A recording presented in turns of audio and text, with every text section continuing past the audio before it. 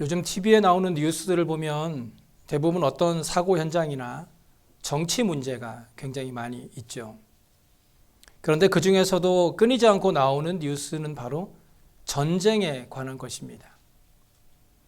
지금은 전쟁의 시대가 아니라고 말은 하지만 여전히 전쟁은 끊이지 않고 우리나라만 보더라도 남과 북이 서로 무기를 맞대고 대립하고 있는 상황입니다.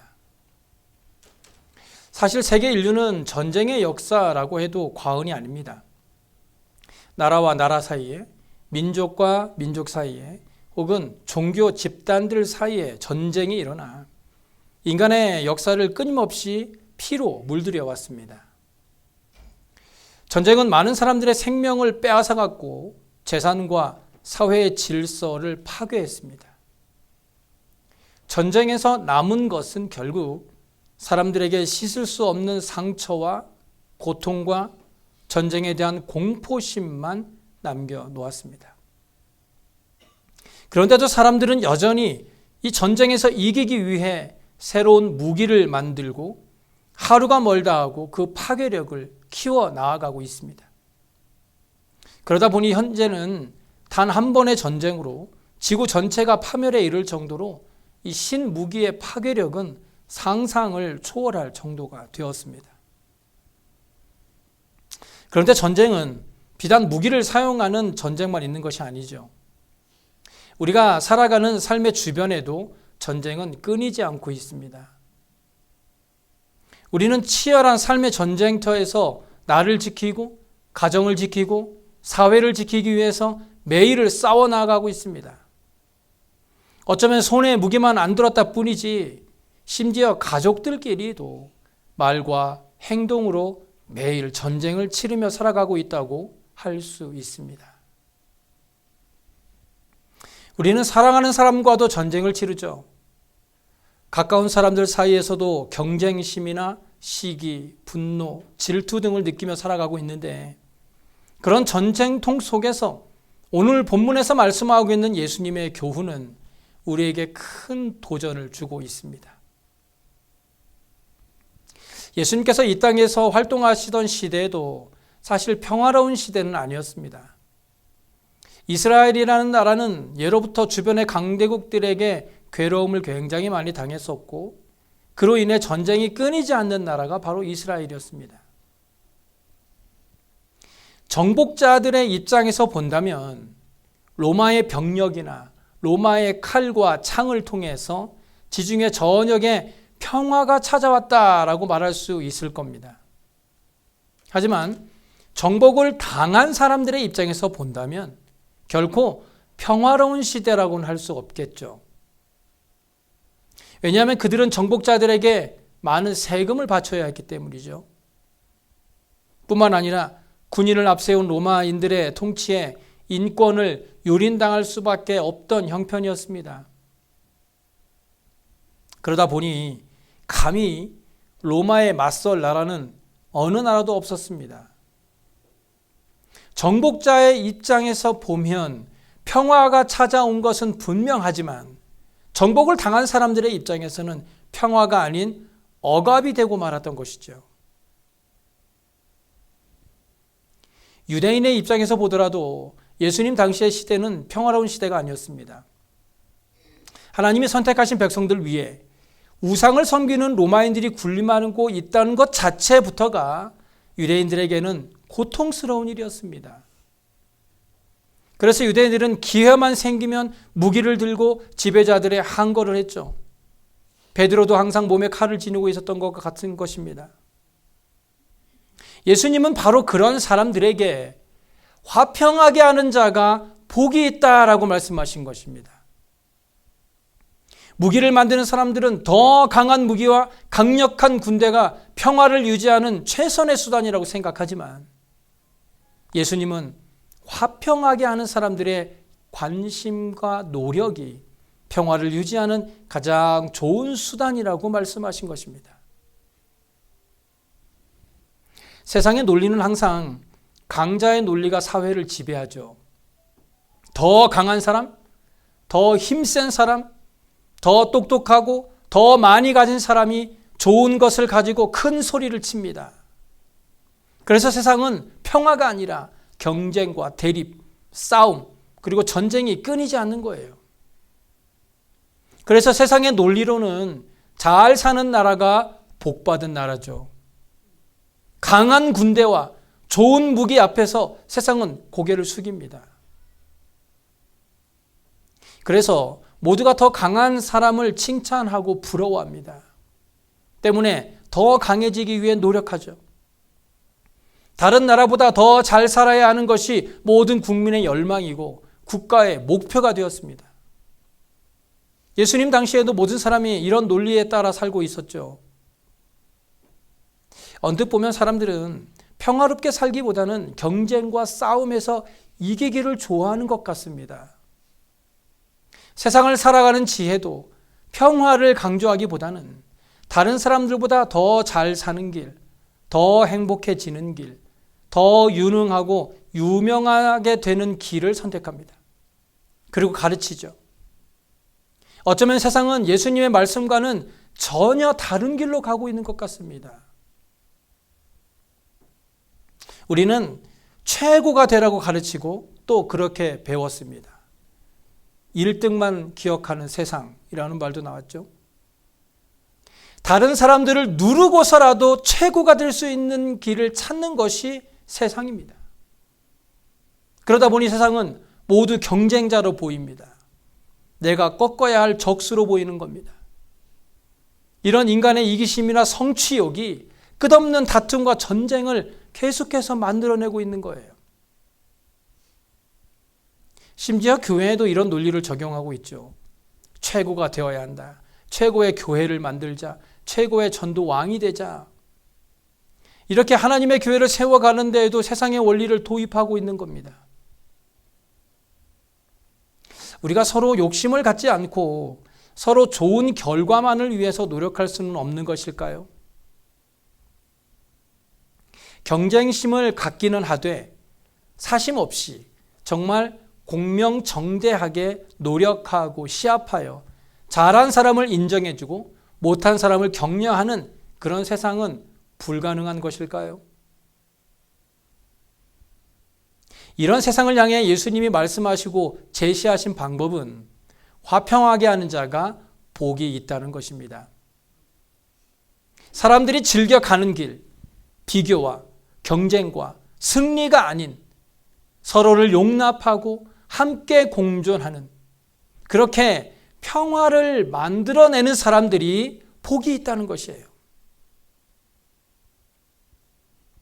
세상의 관점에서 본다면 예수님의 말씀은 역행적이죠. 경쟁에서 뒤떨어질 수밖에 없는 길입니다. 경쟁을 포기하고 상대방을 인정하는 것이 평화를 위한 길이라고 말씀하시는 거니까요. 예수님은 경쟁에서 이기는 사람이 아니라 화평하게 하는 자가 복이 있다고 말씀하고 있는 거예요. 그리고 그런 자들이 하나님의 아들이라고 불려지게 될 거라는 겁니다. 그렇다면 화평하게 하는 사람은 어떤 사람일까요? 처음 세상이 창조되었을 때 에덴 동산 안에는 평화만 있었습니다. 하나님 보시기에 좋은 세상이었죠. 그러나 창세기 3장에서 마귀가 들어왔고 4장에서는 가인이 동생 아벨을 죽이는 끔찍한 사건이 일어나게 됩니다.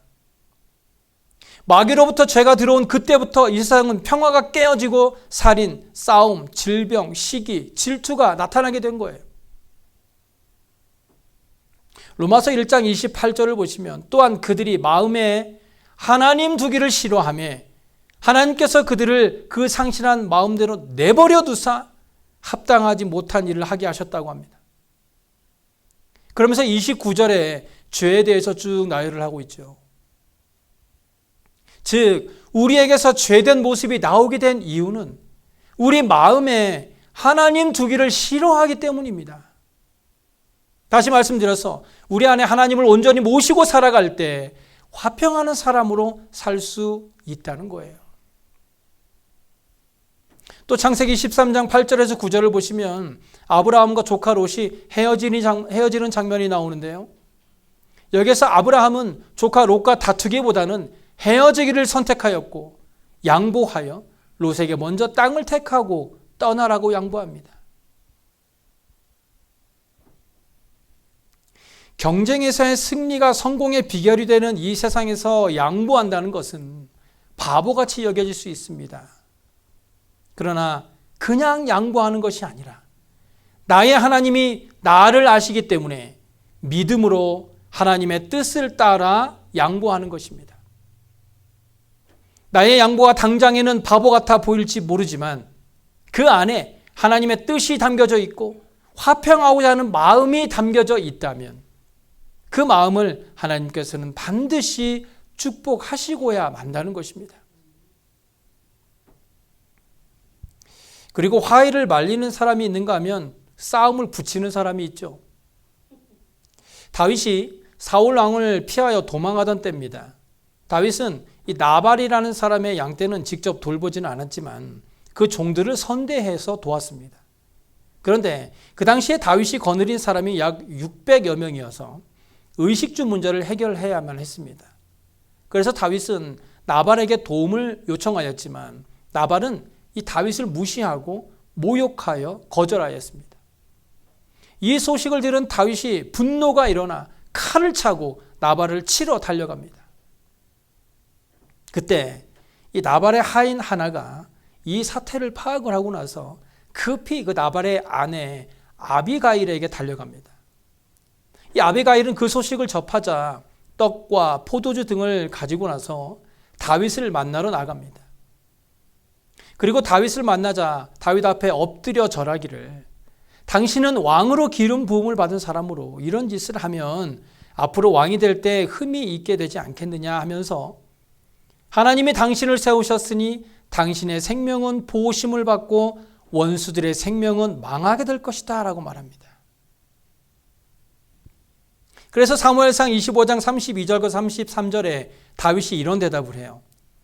오늘 너를 보내어 나를 영접하게 하신 이스라엘의 하나님 여호와를 찬송할지로다. 또 내 지혜를 칭찬할지며 또 내게 복이 있을지로다. 오늘 내가 피를 흘릴 것과 친히 복수하는 것을 네가 막았느니라. 사도 바울은 갈라디아서 2장 20절에 이렇게 고백하죠. 내가 그리스도와 함께 십자가에 못 박혔나니 그런즉 이제는 내가 사는 것이 아니요 오직 내 안에 그리스도께서 사시는 것이라. 이제 내가 육체 가운데 사는 것은 나를 사랑하사 나를 위하여 자기 자신을 버리신 하나님의 아들을 믿는 믿음 안에서 사는 것이라. 내 안에 그리스도께서 살아서 역사할 때, 죽지 않고 살아서 역사할 때 우리는 화평하게 하는 사람이 될 수 있습니다. 우리의 삶을 성령께서 주장하실 때 우리는 모든 사람과 평화를 이룰 수 있을 것입니다. 결국 우리가 주님의 마음을 가져야 내 마음이 천국이 되고 나의 그 평안함으로 다른 사람들에게도 그 평안을 나눌 수 있는 것입니다. 우리는 절대로 혼자 평화를 이뤄낼 수 없습니다. 오직 예수님만이 평화를 위해 오셨기 때문에 우리는 오직 예수 그리스도를 통해서만이 평화를 이룰 수 있습니다. 예수님이 이 땅에 태어나실 때 천사가 찬송하기를 지극히 높은 곳에서는 하나님께 영광이요 땅에서는 하나님이 기뻐하신 사람들 중에 평화라고 했습니다. 예수님은 사람과 사람들 사이에서만이 아니라 하나님과 사람 사이의 평화를 이루신 분이에요. 하나님의 용서와 사랑을 근거로 해서 모든 사람들을 하나님의 나라로 부르시며 평화를 가르치신 분이 바로 예수님이십니다. 결국 예수님은 자신의 목숨을 지불하심으로 우리에게 참된 평화를 가져다 주셨습니다. 희생을 통하여 평화를 이루신 것이죠. 사랑이 평화의 밑거름이 된 것입니다. 용서가 평화를 가능하게 한 것입니다. 이렇게 화평하게 하는 사람이 복된 이유는 그들이 하나님의 아들이라고 불리울 것이기 때문입니다. 그런 사람들이 하나님의 아들로 불리우지 못한다면 복되다고 할 이유가 없겠죠. 좀 더 강하게 말한다면 화평하게 하는 사람들이 하나님의 아들로 불리우는 것은 그들이야말로 하나님의 아들이기 때문입니다. 결국 사랑과 용서의 하나님을 믿고 사랑과 용서를 실천하여 화평하게 하는 사람들은 하나님의 아들이기 때문에 하나님의 아들로 불려지게 될 것입니다. 이것은 예수님의 교훈이지만 약속이기도 합니다. 예수님을 믿음으로 영접하는 사람들에게 하나님의 자녀가 되는 권세를 주셨다는 요한복음 1장 12절의 말씀을 비춰볼 때 이 말씀은 사람들의 목표를 제시하는 것이라고 할 수 있습니다. 희생을 위해 화평을 위해 살아야 한다라고 말이죠. 화평을 위해 살아야 한다. 그렇게 화평을 위해 살 때 하나님의 아들이라고 불리울 것이기 때문입니다. 하나님의 아들이라고 불린다는 것은 아들이 아버지를 닮듯이 우리가 하나님을 닮았다는 것입니다. 바울은 고린도후서 2장 15절에 우리는 구원받은 자들에게나 망하는 자들에게나 하나님 앞에서 그리스도의 향기라고 말했어요. 우리가 하나님의 아들이라면 우리의 삶의 모습에서 하나님의 모습이 보여져야 하고 그리스도의 향기가 뿜어져 나와야 한다는 거예요. 저는 제 자신을 돌아보며 회개했습니다. 누구보다 하나님을 닮은 모습을 보여야 하는 주의 종이 그리스도의 향기를 뿜어내지 못하고 하나님의 거룩한 모습을 나타내지 못한 것 같아서 한 주간 동안 이 말씀을 준비하며 매일 저녁 무릎을 꿇고 하나님께 회개 기도를 드렸습니다. 우리의 삶의 모습 가운데 하나님을 닮은 모습이 전혀 보이지 않는데 어찌 그런 삶을 하나님의 아들이라고 부를 수 있겠습니까? 그런데요, 우리가 하나님의 아들로 불려질 것이라는 말씀에는요, 놀라운 축복의 말씀이 숨겨져 있더라고요. 이 땅의 모든 아버지를 한번 보세요.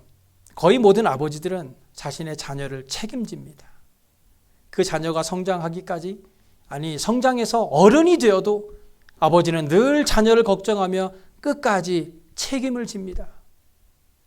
마찬가지로 화평하게 하는 자가 하나님의 아들이라고 불려지게 될 것이다 라는 것은 우리의 삶을 하나님께서 책임져 주신다는 축복이 포함되어 있다는 사실입니다. 내가 하나님의 자녀로 불려진다는 것은 하나님이 우리의 아버지가 되신다는 것이니 우리에게 무슨 걱정이 있겠습니까? 마태복음 6장 6절에 너는 기도할 때 내 골방에 들어가 문을 닫고 은밀한 중에 계신 내 아버지께 기도하라. 은밀한 중에 보시는 내 아버지께서 갚으시리라. 뿐만 아니라 우리 아버지 되신 하나님께서 이사야 41장 10절에 지금 저와 여러분에게 이렇게 말씀하십니다. 두려워하지 말라. 내가 너와 함께함이라. 놀라지 말라. 나는 내 하나님이 됨이라. 내가 너를 굳세게 하리라. 참으로 너를 도와주리라. 참으로 나의 의로운 오른손으로 너를 붙들리라. 성경에서 약속하고 있는 우리 하나님 아버지의 축복의 말씀들이 바로 화평하게 하는 저와 여러분을 향하여 약속되어지고 있고 이루어질 것을 믿습니다. 뿐만 아니라 로마서 8장 38절 이하에 내가 확신하노니 사망이나 생명이나 천사들이나 권세자들이나 현재일이나 장래일이나 능력이나 높음이나 깊음이나 다른 어떤 피조물이라도 우리를 우리 주 예수 그리스도 안에 있는 하나님의 사랑에서 끊을 수 없다고 분명하게 약속하고 있다는 것을 기억하시기 바랍니다. 우리가 드라마를 보다 보면 빠지지 않고 나오는 것이 출생의 비밀이죠. 어떤 사람이 자기의 출생을 의심하기 시작합니다. 왜냐하면 부모님과 자신이 전혀 닮지 않은 거예요. 그때부터 방황은 시작됩니다. 뭘 해도 의심이 되고 자신감도 떨어지고 패배의식과 망상에 시달립니다. 결국에는 머리카락 하나를 떼어서 유전자 검사까지 받게 되죠. 확신이 없는 사람은 방황할 수밖에 없어요. 의심이 가득한 사람은 흔들립니다. 마찬가지로 하나님의 자녀됨을 의심하는 사람은 인생 전체가 흔들릴 수밖에 없습니다. 그런데 그 의심이 어디서부터 시작됩니까? 그것은 바로 하나님을 전혀 닮지 않은 이 자신의 모습부터 시작된다는 거예요. 우리에게 있는 구원의 확신은 단순한 어떤 느낌이 아니에요. 내가 이렇게 주일날 교회에 나와가 있는 것을 보니 아마도 나는 구원을 받은 거겠지? 우리의 구원은 이런 추측이 아닙니다. 우리의 구원은 확실한 것입니다. 하나도 닮지 않았는데, 비슷한 부분이 하나도 없는데 억지로 확신을 가질 수는 없습니다. 전혀 닮지 않은 부분을 보며 나도 모르는 사이에 의심이 생겨나는 거예요. 그런데 구원의 확신은 대단히 생생하고 실제적이고 선명한 확신입니다. 마치 내가 사람이라는 것을 확신하는 것처럼 그리스도인 됨을 확신하는 거예요. 마치 내가 우리 부모님의 자녀라는 것을 확신하는 것처럼 하나님의 자녀됨을 확신하는 것입니다. 여러분이 지금 살아있다는 것을 의심하는 분이 계십니까? 이처럼 구원의 확신도 지금 내가 살아있다는 확신과 같이 선명하고 생생한 거예요. 막연한 추측이 아닙니다. 그럴 수도 있겠고 아닐 수도 있겠다. 이런 것은 구원의 확신이 아닙니다. 그런 의미에서 구원의 확신은 하나님을 닮아갈수록 더 굳건해지고 더욱 견고해집니다. 나의 본래적 성품에 의해서 행동하지 않고 성령의 역사하심 안에서 행동할 때에 하나님의 성품을 담기 위해 몸부림칠 때 예수님의 모습과 닮아갈 때 구원의 확신이 선명해지는 겁니다. 그리고 이런 확실한 구원의 확신 위에 화평하게 하는 자가 하나님의 자녀라고 불려지게 될 것이라는 이 축복의 말씀이 선명해지는 것입니다. 이런 구원의 확신이 없다면 결코 하나님의 아들이라는 것을 확신할 수 없는 것이니 화평하게 한다는 것이 우리의 삶에 얼마나 중요한 것인지를 다시 한번 생각하게 하는 것입니다. 결국 하나님과 화평을 이루고 이웃과 화평을 이루는 것이야말로 하나님의 아들이라 불려지고 구원의 확신으로까지 나아가는 것입니다. 어느 동네에 두 집이 이웃에 살고 있었습니다. 한 집은 시부모를 모시고 사는 대가족이었고 다른 한 집은 젊은 부부만 사는 단란한 가정이었습니다. 그런데 이상하게 대가족을 이룬 가정은 항상 화목하여 웃음꽃이 피었는데 이 부부만 가는 가정은 항상 부부싸움이 잦았습니다. 그래서 이 젊은 부부는 이웃집의 화목한 모습을 보고 큰 의문을 가지게 되었어요. 왜 우리는 둘만 사는데도 매일 싸우는데 이웃집은 여럿이 모여 함께 사는데도 저렇게 화목한 것일까? 그래서 어느 날 젊은 부부는 과일 한 상자를 들고 이웃집을 찾아갔습니다. 젊은 부부는 그들과 함께 다과를 나누며 그 이유를 물었어요. 대개 가정은 대가족인데도 웃으며 떠날 줄 모르고 우리는 둘이 사는데도 매일 싸움만 하는데 선생님 댁이 그렇게 화목하게 지내는 비결이 있으면 좀 나눠보세요. 이웃집 주인이 대답했습니다. 네. 그것은 당신네 두 분은 모두 훌륭하시고 우리 가족은 모두 바보들이기 때문이죠. 그 말을 들은 젊은 부부는 되물었습니다. 아니 그게 무슨 말씀입니까? 오늘 아침에 있었던 일입니다. 내가 출근을 하다가 물을 엎질렀습니다. 그때 나는 내 아내에게 내 부주의로 물을 엎질러 미안하다고 하며 용서를 구했지요. 그랬더니 내 아내가 아니요 하면서 내가 생각이 모자라 물그릇을 그곳에 놓아두었으니 자신의 잘못이라고 하며 오히려 나에게 용서를 청했습니다. 그런데 옆에 계시던 저희 어머니께서 아니다. 나이 살 먹은 내가 그것을 보고도 그대로 두었으니 내가 잘못한 것이지 하였습니다. 이렇게 서로가 서로를 위해 바보가 되려고 하니 싸움을 할 수가 없는 것입니다.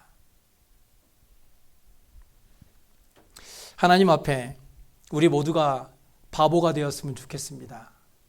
조금 손해보면 어떻습니까? 다른 사람이 좀 더 가지면 어떻습니까? 내가 조금 더 수고하면 어떻습니까? 우리가 하나님의 화평을 위하여 하나님 앞에 거룩한 바보가 될 때 다른 사람은 다 몰라도 우리 하나님은 우리의 그런 바보됨을 칭찬해 주실 것입니다.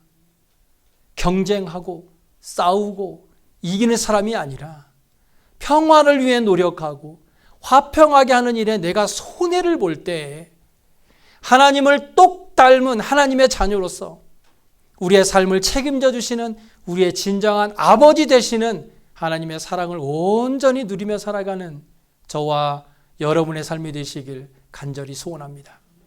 기도하겠습니다.